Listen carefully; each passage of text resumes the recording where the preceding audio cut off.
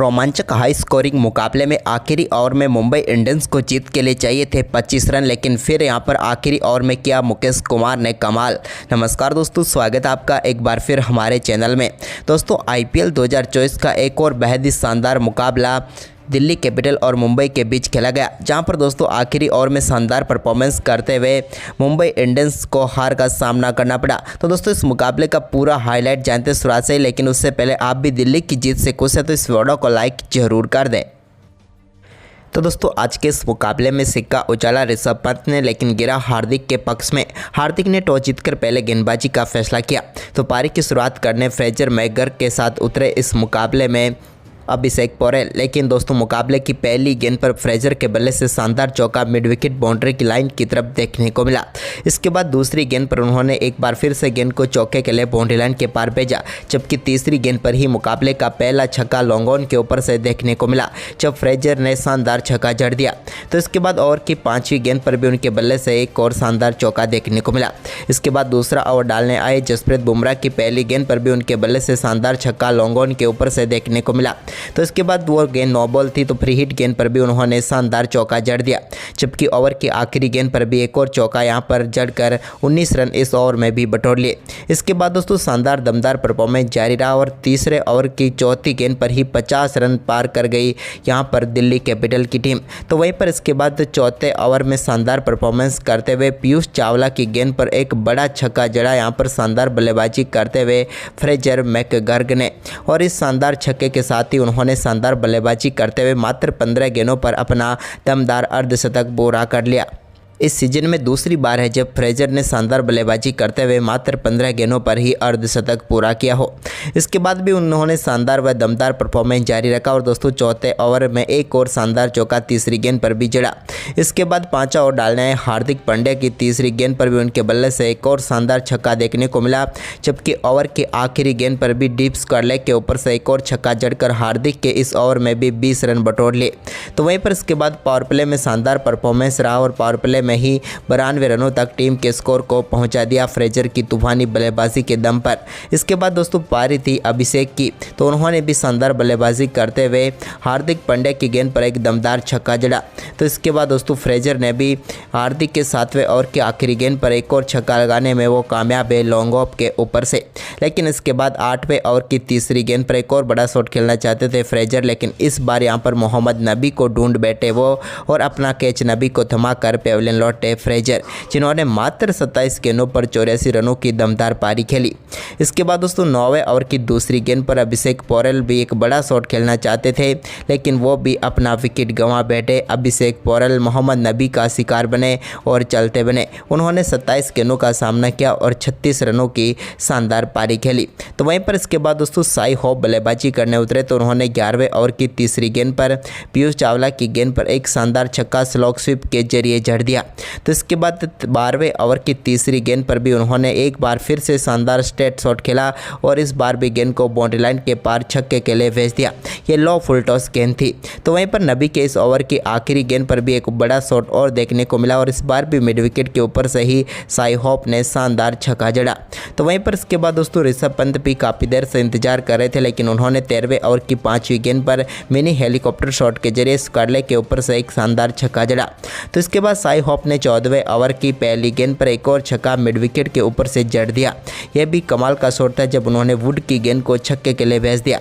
तो इसकी अगली ही गेंद पर उनके बल्ले से एक और कमाल का शॉट देखने को मिला और इस बार डीप मिड विकेट के ऊपर से उन्होंने एक और शानदार छक्का लगा दिया। लेकिन ओवर की चौथी गेंद पर वो फिर से बड़ा शॉट खेलना चाहते थे, लेकिन यहाँ पर उनसे गलती हुई और गेंद सीधे तिलक वर्मा के हाथों में पहुंची, जहाँ पर उन्होंने कमाल का कैच पकड़ा और पेविलियन भेज दिया यहाँ पर साई होप को, जिन्होंने 17 गेंदों पर 41 रन बनाए। इसके बाद ऋषभ पंत का शानदार परफॉर्मेंस जारी रहा, जहां पर उन्होंने शानदार बल्लेबाजी करते हुए चावला की गेंद पर एक और चौका लगाया। इसके बाद दोस्तों जसप्रीत बुमराह 16वां ओवर डालने आए तो उनकी गेंद पर स्क्वायर लेग की तरफ एक और शानदार छक्का ऋषभ पंत के बल्ले से देखने को मिला, नो लुक शॉट। इसके बाद यहां पर ट्रिस्टन स्टब्स ने भी एक शानदार चौका 17वें ओवर की पहली गेंद पर जड़ दिया। इसके बाद दोस्तों 18वें ओवर जो कि डालने आए वुड की पहली गेंद पर शानदार शॉट खेलते हुए स्कूप के जरिए चौके के लिए गेंद को भेजा बाउंड्री लाइन के पास स्टब्स ने। तो इसी ओवर की दूसरी गेंद पर भी एक बार फिर से उन्होंने स्कूप शॉट खेला और एक बार फिर से फाइनल लेग की तरफ गेंद को चौके के लिए बाउंड्री लाइन के पार भेज दिया। जबकि दोस्तों ओवर की तीसरी गेंद पर तो रिवर्स स्कूप शॉट खेला और इस बार गेंद को सीधे छक्के के लिए बाउंड्री लाइन के पार भेज दिया थर्ड मैन के ऊपर से और 3 गेंदों पर 14 रन बटोर लिए। जबकि दोस्तों ओवर की चौथी गेंद पर भी एक बार फिर से उन्होंने रिवर्स स्कूप शॉट ही खेला और एक बार फिर से चौके के लिए बाउंड्री लाइन के पार भेजा गेंद को। तो इसके बाद दोस्तों ओवर की 5वीं गेंद को इस बार मिड विकेट की तरफ खेलने में वो कामयाब हुए और 5वीं गेंद पर भी एक और शानदार चौका जड़ दिया। जबकि ओवर की आखिरी गेंद पर भी उन्होंने मिड विकेट की तरफ शानदार चौका जड़कर इस ओवर में टोटल 26 रन ट्रस्टन स्टब्स ने जड़ दिए। तो वहीं पर इसके बाद दोस्तों जसप्रीत बुमराह ने टीम की शानदार वापसी कराई 19वें ओवर में। 26 ओवर में उन्होंने पहली गेंद पर ऋषभ पंत को रोहित शर्मा के हाथों कैच कराकर पेविलियन भेज दिया, जहां पर 19 गेंदों पर 29 रन बनाकर वो पेविलियन लौटे। लेकिन दोस्तों इस मुकाबले में या यूँ कहे तो सबसे बेहतरीन ओवर 19वां रहा, जहां पर सिर्फ 6 रन ही दिए बुमराह ने। लेकिन इसके बाद 20वें ओवर की दूसरी गेंद पर ट्रस्टन स्टब्स ने एक और छक्का लॉन्ग ऑन के ऊपर से जड़ा। तो इसी ओवर की चौथी गेंद पर अक्सर के बल्ले से भी एक शानदार छक्का देखने को मिला और दिल्ली कैपिटल की टीम ने निर्धारित 20 ओवर में 257 रन बनाए 4 विकेट के नुकसान पर और मुंबई के सामने 258 रनों का एक और विशाल लक्ष्य रख दिया। तो दोस्तों इस बड़े लक्ष्य का पीछा करने उतरी मुंबई की तरफ से पारी की शुरुआत करने उतरे रोहित शर्मा और उनके साथ थे ईशान किशन। पहले ओवर में रोहित ने एक चौका जड़ा, तो वहीं पर दूसरे ओवर में ईशान किशन ने शानदार बल्लेबाजी करते हुए खलील अहमद के इस ओवर में 3 बेहतरीन चौके उनके बल्ले से देखने को मिले और शुरुआती 2 ओवरों में लगा कि अब मुंबई इंडियंस शानदार शुरुआत कर चुकी है। लेकिन तभी दोस्तों चौथे ओवर की पहली गेंद पर रोहित शर्मा को साई होप के हाथों कैच कराकर खलील अहमद ने पेविलियन भेज दिया, जिन्होंने 8 गेंदों पर 8 रन बनाए। इसके बाद सूर्या क्रीज पर उतरे तो उन्होंने आते ही अपने फेवरेट शॉट के साथ अपनी पारी का आगाज किया और स्क्वायर लेग के ऊपर से एक शानदार छक्का जड़ दिया। इसके बाद उनका शानदार परफॉर्मेंस जारी था, लेकिन इसी बीच 5वें ओवर की पहली गेंद पर मुकेश कुमार ने ईशान किशन को भी यहां पर पेविलियन भेज दिया अक्षर पटेल के हाथों कैच करवाकर और दूसरा बड़ा झटका मुंबई इंडियंस की टीम को लग गया। ईशान किशन की हम बात करें तो दोस्तों 14 गेंदों पर 20 रन बनाकर पेविलियन लौटे। इसके बाद सूर्य की दमदार बल्लेबाजी जारी रही। इसी दौरान उन्होंने छठे ओवर की तीसरी गेंद पर एक और शानदार छक्का जड़ा। इस बार उनके बल्ले के बॉटम पर गेंद लगी और छक्का गया। लेकिन इसके बाद दोस्तों यहां पर छठे ओवर की आखिरी गेंद पर खलील अहमद ने सूर्या को भी यहां पर पेविलियन भेज दिया विलियम्स के हाथों कैच कराकर। सूर्या 13 गेंदों पर 26 रन बनाकर आउट हुए और मुंबई ने अपना सबसे महत्वपूर्ण विकेट गंवा दिया।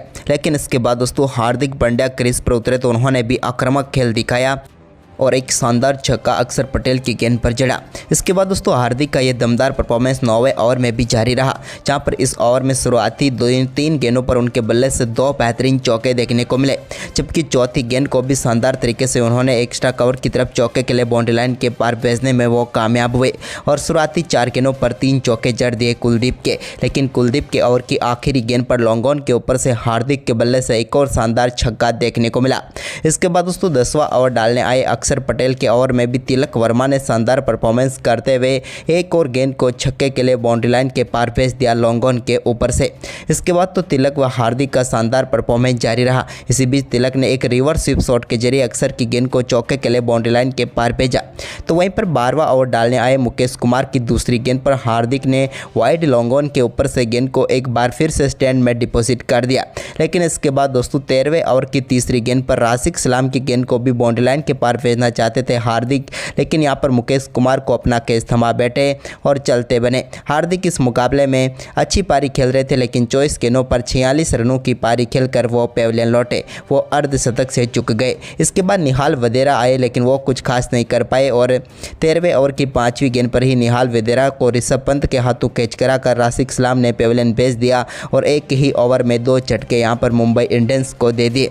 यहां पर निहाल 4 रन बनाकर पेविलियन लौटे। इसके बाद दोस्तों टिम डेविड ने 14वें ओवर की 5वीं गेंद पर एक शानदार छक्का जड़ा, जहां पर उन्होंने गेंद को सीधे स्टैंड में डिपॉजिट कर दिया। तो वहीं पर इसके बाद तिलक ने 15वें ओवर में कमाल की बल्लेबाजी करते हुए पहली गेंद पर शानदार छक्का कुलदीप की गेंद पर जड़ा। तो इसी ओवर की चौथी व 5वीं गेंद पर उनके बल्ले से 2 बेहतरीन चौके देखने को मिले।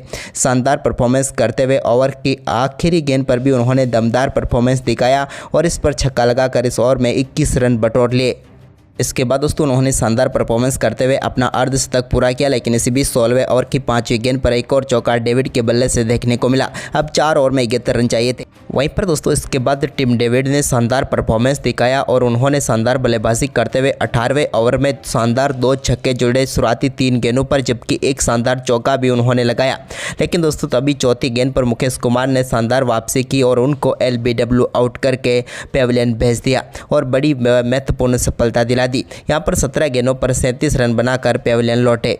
लेकिन इसके बाद दोस्तों यहाँ पर कुछ बल्लेबाजों ने अच्छा खेल जरूर दिखाया, लेकिन आखिरकार यहाँ पर मुंबई इंडियंस जीत से थोड़ी दूर रह गई और उन्हें आखिरी ओवरों में हार का सामना करना पड़ा। तो दोस्तों आपको दिल्ली कैपिटल का परफॉर्मेंस कैसा लगा, हमें अपनी राय कमेंट में ज़रूर दें। धन्यवाद।